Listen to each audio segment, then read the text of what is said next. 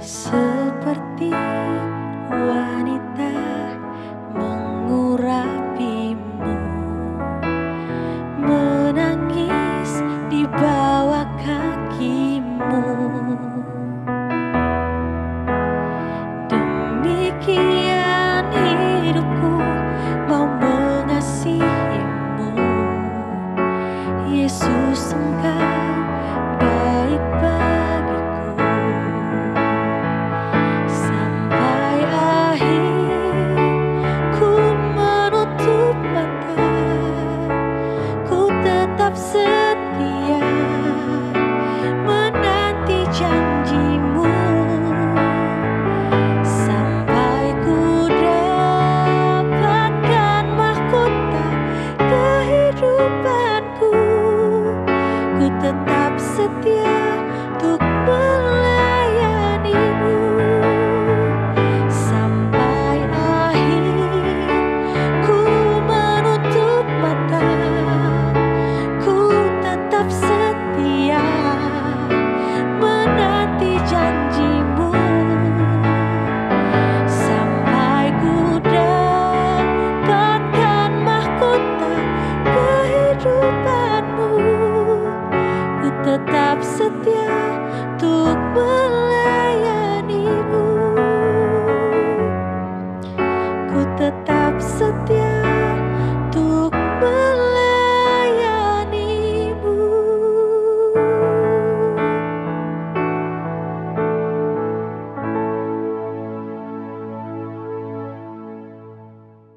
Shalom sahabat Morning Grace yang terkasih dalam Tuhan Yesus Kristus. Bagaimana kabarnya? Saya harap kita semua berada dalam kondisi yang baik-baik saja, dalam kondisi yang sehat.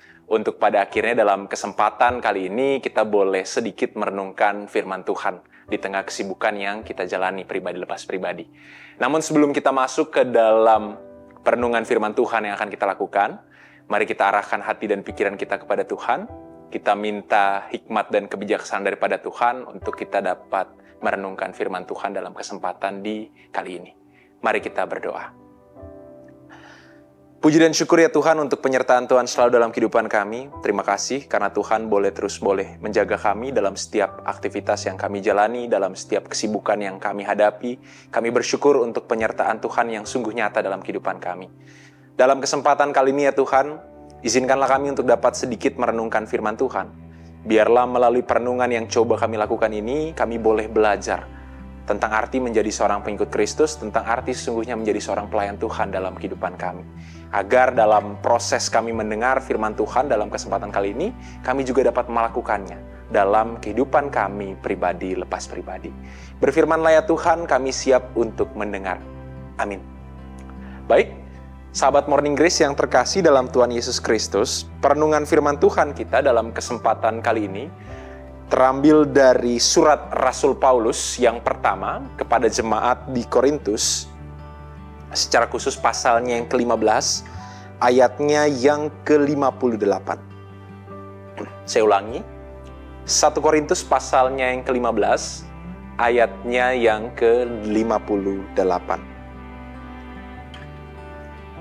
Saya harap kita semua sudah mendapatkannya. Izinkan saya membacakannya bagi kita secara bersama-sama.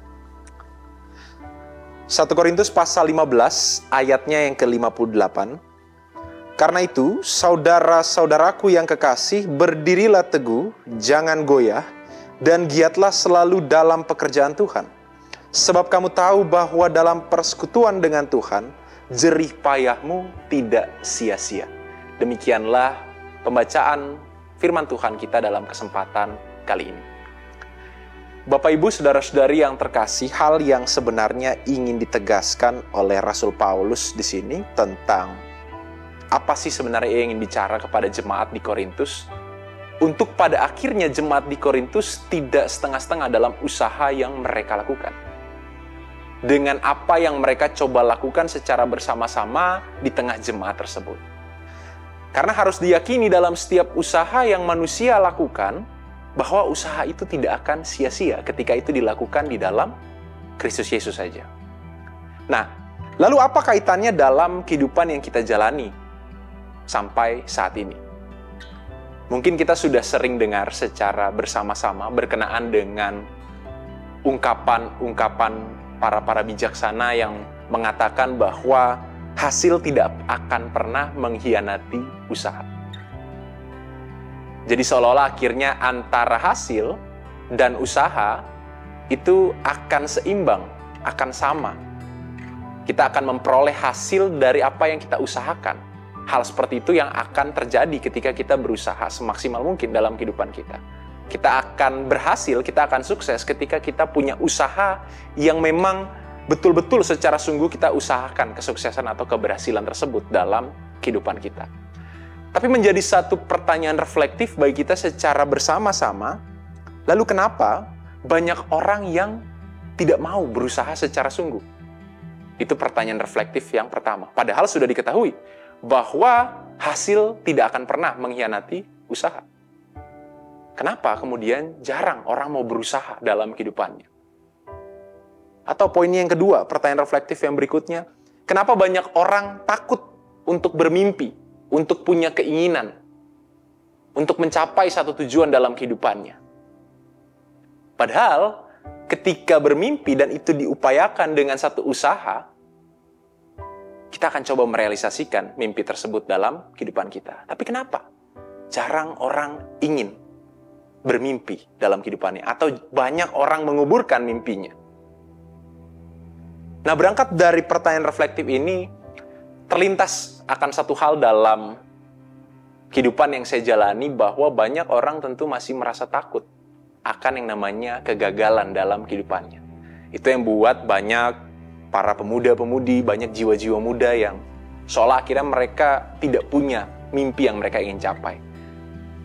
Karena sebenarnya dalam hati mereka, mereka takut untuk gagal, mereka takut untuk jatuh. Nah, berangkat dari bacaan kita dalam kesempatan kali ini, 1 Korintus pasal 15 ayat 58.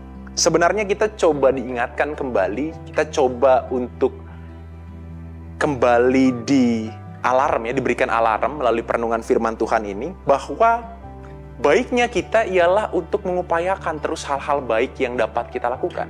Karena jerih lelah kita tidak akan sia-sia di dalam Tuhan. Kita diajak untuk kemudian berpengharapan dalam Tuhan. Dalam setiap mimpi yang kita miliki, dalam setiap cita-cita yang kita harapkan, marilah kita berpengharapan kepada Tuhan dan terus melakukan hal-hal baik dalam kehidupan kita, di tengah lingkungan kita, dimanapun Tuhan boleh tempatkan kita, marilah kita terus upayakan hal tersebut. Karena kembali, jerih lelahmu tidak akan sia-sia ketika itu di dalam Tuhan. Dan kita juga harus mulai membedakan apa perbedaan antara pengharapan dan ekspektasi. Ketika kita berbicara tentang ekspektasi, kita berbicara tentang, oh ini keinginan saya, ini maunya saya. Kalau A ya harus A. Jadi segala sesuatu yang menjadi sentral dalam ekspektasi ialah diri sendiri. Tapi ketika kita membicarakan tentang pengharapan, kita menetapkan atau meletakkan sentral dari pengharapan tersebut ialah pada Tuhan saja. Jadi bukan pada diri kita sebagai manusia. Berangkat dari hal tersebutlah, mari kita bangun satu kehidupan yang penuh pengharapan itu. Agar masing-masing dari kita, siapapun kita, dimanapun kita berada, tentu kita punya mimpi, tentu kita punya cita-cita yang ingin kita capai, tujuan yang ingin kita capai dalam kehidupan kita. Marilah kita meletakkan hal tersebut hanya kepada Tuhan saja. Dan marilah kita mengupayakan hal-hal baik tersebut. Karena jerih lelah kita tidak akan sia-sia ketika itu di dalam Tuhan Yesus. Saya akan tutup dengan satu ayat. Yeremia pasal 29 ayatnya yang ke-11. Untuk kita baca secara bersama-sama. Yeremia pasal 29 ayatnya yang ke-11. Izinkan saya membacakannya. Yeremia pasal 29 ayat 11.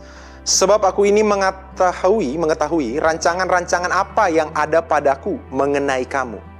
Demikianlah firman Tuhan, yaitu rancangan damai sejahtera dan bukan rancangan kecelakaan, untuk memberikan kepadamu hari depan yang penuh harapan.